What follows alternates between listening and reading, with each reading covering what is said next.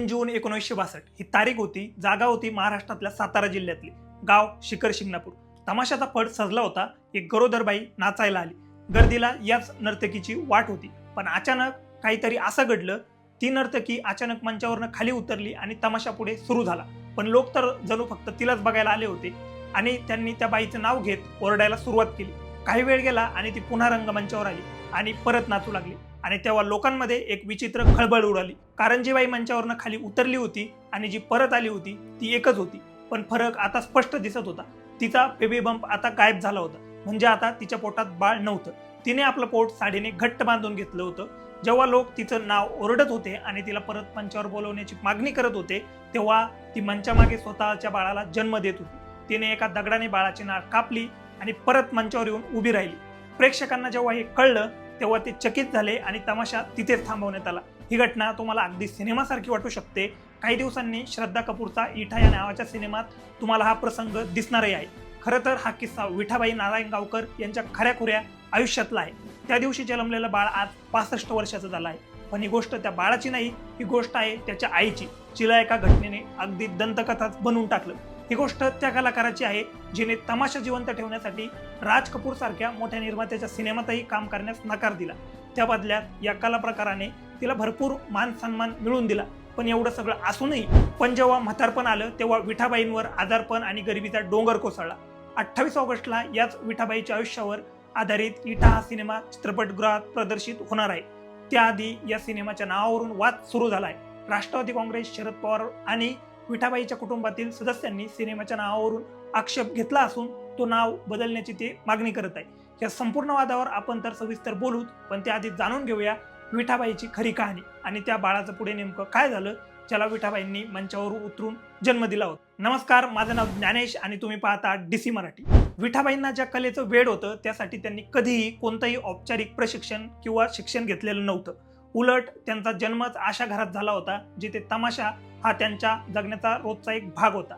1 जुलै 1935 रोजी महाराष्ट्रातल्या सोलापूर जिल्ह्यातील पंढरपुरात एका दलित कुटुंबात विठाबाईचा जन्म झाला. त्यांच्या आजोबांचा एक तमाशा मंडळ उभं केलं होतं जे गावोगावी फिरून सादरीकरण करत असे. त्यानंतर विठाबाईचे वडील भाऊ बापू नारायण गावकर आणि घरातल्या इतर मंडळींनी ही परंपरा पुढे नेली. वडिलांच्या लक्षात आलं की मुलीला या कलेत विशेष रस आहे, म्हणून विठाबाई अवघ्या 4-5 वर्षाच्या असताना त्यांना शाळेतून काढण्यात आलं आणि त्यानंतर त्या वडिलांच्या मंडळासोबत गावोगावी फिरू लागले. याच काळात त्यांनी गाणी, अभिनय आणि नृत्य शिकून घेतलं. मराठी विश्वकोशानुसार उपलब्ध माहितीनुसार 1957 मध्ये वडिलांच्या निधनानंतर मंडळाची संपूर्ण जबाबदारी विठाबाईंच्या खांद्यावर येऊन पडली. त्यांना याची विशेष काळजी होती की मंडळातल्या माणसाचं पूर्ण आयुष्य त्यांच्यावर अवलंबून आहे, म्हणून त्यांनी स्वतः पूर्णपणे तमाशात स्वतःला झोकून दिलं. लवकरच त्यांनी मंचावर स्वतःची पकड निर्माण केली. इंडियन एक्सप्रेसच्या एका बातमीनुसार त्यांच्या कारकिर्दीत एक मोठा टप्पा तेव्हा आला जेव्हा प्रसिद्ध मराठी नाटककार मामा वरेरकर यांची नजर त्यांच्यावर पडली. त्यांच्या अभिनयाने ते इतके भारावून गेले की त्यांनी विठाबाईंना आपल्या गटात सामील करून घेतलं.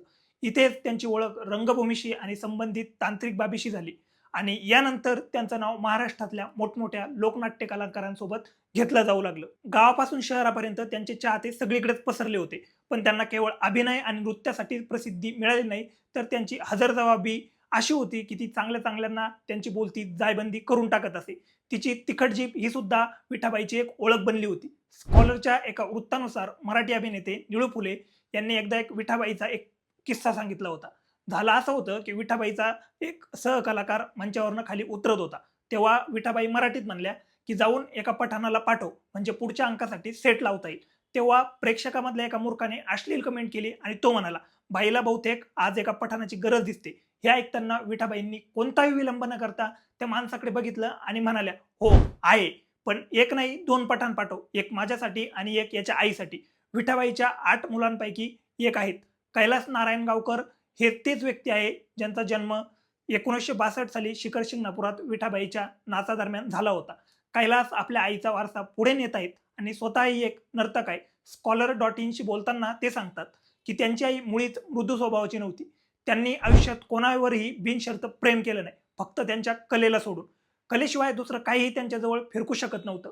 विठाबाईंची एक मुलगी मंगला बनसोडे याही तमाशा कलाकार आहेत. त्या सांगतात की विठाबाईच्या तिखट जिभेची बरोबरी कुणीच करू शकत नव्हतं. त्या लोकांना अगदी जायबंदी करून टाकत. याच हजरजबाबीमुळे त्या इतक्या प्रसिद्ध झाल्या की त्यांना अनेक सिनेमांचे प्रस्तावही आले. त्यांच्या आयुष्यावर आधारित प्रसिद्ध मराठी नाटक विठाचे दिग्दर्शक शांतनू भुलेकर इंडियन एक्सप्रेसला सांगतात की विठाबाईंना निर्माते राज कपूर यांच्याकडूनही एका सिनेमाचा प्रस्ताव आला होता, पण त्यांनी असे सगळे प्रस्ताव नाकारले. कारण त्यांना वाटायचं की मी जर तमाशा सोडून दिला, सिनेमात गेले, तर डझनभर कलाकार आणि त्यांच्या कुटुंबांना आधार देणारं मंडळ विस्कळीत होऊन जाईल. त्यांच्यासमोर करिअरची सगळ्यात मोठी संधी होती, पण त्यांनी स्टारडम ऐवजी लोककलेला निवडलं. या निर्णयामुळे प्रेक्षकांनी इतक्या घट्ट जोडल्या गेल्या की त्या सोप्या भाषेत सांगायचं तर त्यांना तमाशाची महाराणी म्हटलं जाऊ लागलं. भारत चीन युद्धाच्या काळात 1962 मध्ये विठाबाईंनी सीमेवर तैनात जवानांसाठी एक तमाशा सादर केला होता. त्यांनी आपल्या कलेतून जवानांना श्रद्धांजली वाहिली. 1957 आणि 1990 अशा 2 वेळा त्यांना राष्ट्रपतीकडून सन्मानितही करण्यात आलं. पुढे 1968 मध्ये पुण्यात आयोजित अखिल भारतीय तमाशा परिषदेत त्या अध्यक्षही राहिल्या होत्या. याशिवाय 1990 मध्ये महाराष्ट्र सरकारने विठाबाईंना महाराष्ट्र गौरव पुरस्कारानेही सन्मानित केलं. त्या प्रसिद्ध झाल्यावर त्यांचा वट आणि प्रभावही वाढला. त्यांचे नातू मोहित 1981 सालची एक आठवण सांगतात. ते सांगतात की तमाशा कंपन्यांना डिझेल विकत घेणं कठीण झालं होतं, कारण तमाशाचं उत्पन्न नव्हतं आणि त्यामुळे त्यांना प्रवास करता येत नव्हता. या समस्येसाठी कलाकारांचा एक गट विठाबाईकडे गेला. मग त्यांनी मुख्यमंत्री AR अंतुले यांच्याशी संपर्क साधला. स्कॉलरशी बोलताना मोहित सांगतात की मुख्यमंत्र्यांना कळतात की या गटात विठाबाई आहेत. त्यांनी लगेचच नोंदणीकृत तमाशा कंपन्यांसाठी डिझेलवर सवलत जाहीर केली. मोहित सांगतात की विठाबाईंचा दबदबा होता, त्यांना मान मिळत असे, पण कधीही त्यांनी आपल्या प्रभावाचा गैरवापर केला नाही. पण हे सगळं ऐकायला जितकं सोपं वाटतं तितकं सोपं मुळीच नव्हतं. गोष्ट अशी होती की जेव्हा विठाबाईंनी वडिलांच्या मंडळाची धुरा हाती घेतली, तेव्हा या कला प्रकाराला खूप पसंती मिळत होती. गर्दी जमायची, लोक आनंदाने ओरडायचे. पण त्याच्या उलट कलाकाराचं आयुष्य मात्र एका वेगळ्याच अडचणीत अडकलेलं होतं. खास करून महिलांसाठी तमाशा करणाऱ्या स्त्रियांना काही प्रमाणात स्वतंत्रपणे जगण्याचं स्वातंत्र्य मिळत असे, पण त्याबरोबरच त्यांना अश्लील असल्याची शिक्काही त्यांच्यावर बसत असे. अ कॅम्पेन टू फोकलोर या पुस्तकात सांता नैथानी लिहितात की तमाशामध्ये अनेकदा दुहेरी अर्थाचे संवाद वापरले जात असत. तमाशातल्या स्त्री कलाकारांचं अनेकदा लैंगिक शोषणही होत असे. त्या अनेकदा तथाकथित उच्चवर्गीय आश्रयदात्यांच्या बळी ठरत. साधना पुढे लिहितात की स्त्री कलाकार कधीही जाहीरपणे आपल्या प्रियकराचं नाव घेत नसत, कारण तसं केल्यास त्यांच्या आश्रयदात्याच्या सामाजिक प्रतिष्ठेला धोका निर्माण होऊ शकत असे. अशा वातावरणात विठाबाईंनी प्रसिद्धी मिळवली. तेव्हा त्यांच्याशी अनेकदा अनेकांची नावं जोडली गेली. मराठी विश्वकोशानुसार विठाबाईंनी तमाशाची परंपरा पुढे नेण्यासाठी इतके कष्ट सोसले जेवढे क्वचितच कोणी सोसले असतील. सुरुवातीला तमाशासाठी कोणतीही ठरलेली फी मिळत नसे, तर लोक खुश होऊन आणि त्यांची इच्छा असेल तरच काही पैसे देत. विठाबाईंच्या आयुष्यात असे अनेक प्रसंग आले जेव्हा नाटकाच्या बदल्यात पैसे तर सोडत भीकही मिळाली नाही. तमाशासाठी त्यांना फक्त शिळं अन्न मिळालं. या सगळ्यातून वाट काढत विठाबाईंनी आपलं मोठं नाव कमावलं. पण खरी अडचण तेव्हा सुरू झाली जेव्हा त्यांचं लग्न मारुती सावंत यांच्याशी झालं. इंडियन एक्सप्रेसच्या एका वृत्तानुसार सावंत यांच्यावर आरोप होता की त्यांनी विठाबाईच्या कमाईवर ताबा मिळवला आणि त्यांच्याशी गैरवर्तन केलं. या नात्याने त्यांना आयुष्यभरच दुःख दिलं. तरीही यानंतर विठाबाईंनी आपलं ध्येय स्पष्ट ठेवलं. त्यांचा विश्वास होता की देवाने त्यांना आपल्या कलेतून लोकांना ज्ञान देण्यासाठी पाठवलं आहे आणि त्यांनी तसं केलंही. त्यांचं एक नाटक आहे ज्याचा अर्थ होतो, मी पोटासाठी नाचते, मला कुणाची पर्वा नाही. अशा नाटकामधून त्यांनी सामाजिक संदेशही दिला.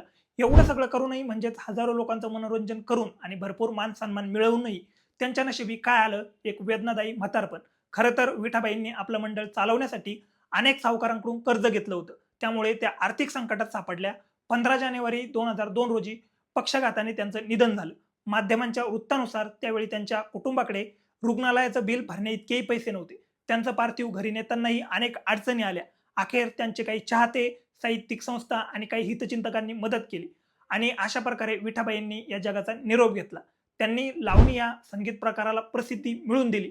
त्यानंतर या कला प्रकाराला तितकं महत्त्व कधीच मिळालं नाही. सिनेमाने या कला प्रकाराला त्या जगापासून तोडून टाकलं जे विठाबाईंनी उभं केलं होतं. स्थानिक पातळीवर हा कला प्रकार अजूनही जिवंत आहे, पण त्याला पुढे नेणारं मंच कमी झाले आहेत.